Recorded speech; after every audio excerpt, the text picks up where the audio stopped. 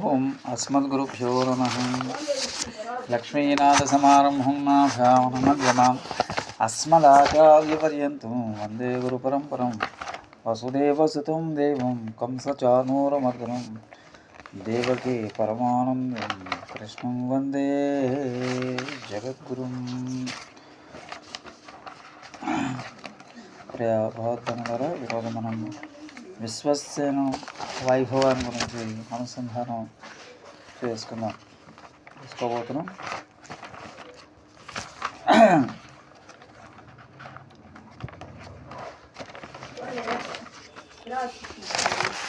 శుక్లాంబరధరం విష్ణుం శశివర్ణం చతుర్భుజం ప్రసన్నవదనం ధ్యాయేత్ సర్వవిఘ్నోపశాంతయే. తెల్లని వస్త్రములు ధరించినట్టు, అంతటా వ్యాపించినట్టు, చంద్రుని వలె తెల్లని రంగు కలిగినట్టు, 4 భుజములు కలిగినట్టు, ప్రశాంతమైన ముఖమండలము కలిగి ఉన్న శ్రీమన్నారాయణుని సమస్త విఘ్నాలను పారదోలుడికై జ్ఞానించాలి. యస్య ద్విరదవక్రాజ్యాః పారిషద్యాః పరస్యతం విఘ్నం నిఘ్నంతి సతతం విశ్వసేనం తమాశ్రయే. ఏ విశ్వసేనుడు గజాననుకు మొదలగు పరిచారకులు లెక్కకు ముక్కటముగా ఉన్నారు, ఏ విశ్వసేనులు నిరంతరము తమ భక్తుల విఘ్నములు పారదోలుచున్నారో అట్టి విశ్వసేను నేను ఆశ్రయించున్నాను. విశ్వసేనుడు ఎవరు? శ్రీమన్నారాయణ సర్వసైన్యాధిపతి విశ్వసేనుడు వారు. విష్ణువు ద్వారపాలకుల్లో ఒకరైన చండుడు అనే అతడు విష్ణువు నియమ అని అనుసరించి రాక్షస సంహారం చేసి దేవతలను రక్షించాడు. అందుకు మెచ్చిన విష్ణువు అతనికి సర్వసైన్యాధిపత్యాన్ని అనుగ్రహించాడు. ఆయనకు 4 చేతుల్లో శంఖము, చక్రము, వేత్రము, బెత్తము, తర్జన ముద్రతో చూపుడు వేలుతో బెదిరిస్తూ ఉంటారు. ఆయన భార్యలు సూత్రవతి, జయ, పద్మధర అని 3 చెప్పబడతారు. ఆయన విష్ణావతారాలు సైతం ఎప్పుడు ఎక్కడ ఏ కాలానికి జరగాలో నిర్ణయిస్తారని అంటారు. వీరు మహాలక్ష్మికి ప్రధాన శిష్యులు, నమ్మాళ్ళ వారికి ఆచార్యులు కనుక మనకు ఆచార్య పరంపరలో ఆచార్యులుగా పూజించబడతారు.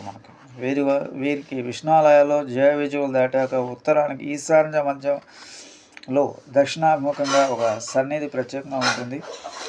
వీరికి విష్ణు నివేదితమైన పదార్థాన్ని నైవేద్యంగా సమర్పించాలి. వేరేదేది వీరు స్వీకరించరు. శ్రీ సుభక్త శేషైక భోజనాజనమ అని వీరికి ఒక నామం ఉంది. విష్ణు నివేదిత పదార్థంలో 4వ వంతు వీరికి నివేదించాలి. వీరి సన్నిధి తిరుమల ప్రముఖ దివ్యక్షేత్రాలు అన్నిట్లోనూ ఉంటుంది. విశ్వసేనులు నిత్యసూరి అయినప్పటికీ వారు భూమిపై అవతరించినప్పుడు సువత్సలావరణలో సంతానంగా తులామాసం శుక్లపక్షంలో పూర్వాషాఢ నక్షత్రంలో అవతరించారు. కుంతల అనే అప్సరస దుర్వాసుడి శాపం వలన కిరాతకిగా జన్మించారు. ఆమెను వీరబాహుడు అనేవాడు వివాహం చేసుకున్నాడు. వారి కుమారు సువత్సల అనే కన్య. ఆమెను వరుణుడు వివాహమాడాడు. వారికి సంతానమే విశ్వసేనుడు. ఆ విధంగా భూమిపైకి అవతరించిన చారు విశ్వసేనుడు. ఆయన తిరుమలపై విశ్వసేన తీర్థం తపస్సు చేసి శ్రీనివాసుని అనుగ్రహంతో వారికి సైన్యాధిపతి అయినారు. సువత్సల సుతన్యస్థ సేనాప్రత్యప్రదాయకాయ నమః అని శ్రీనివాసునికి అష్టోత్తర నామ స్తోత్రంలో ఒక పేరు ఉంది. అలాగే వెంకటేశ సహస్రనామంలో కూడా సవత్సలేయ పుణ్యస్థరాజ్యక అని ఇంకో నామం ఉంది. ఇది అవతార విశేషం. కుమదాక్షుడు అనేవాడు విష్ణు గణాలకు అధ్యక్షుల్లో ఒకడు. అతనికి సింహద సంహారం సమయంలో సైన్యాధిపత్యాన్ని ఇచ్చి అతని ద్వారా సింహమదును సంహరించారు శ్రీనివాసు. అందుచేత కుమదాక్షుని గణశ్రేష్ఠ సేన ప్రత్యప్రదాత అనే నామం శ్రీనివాసునికి కలుగుతుంది.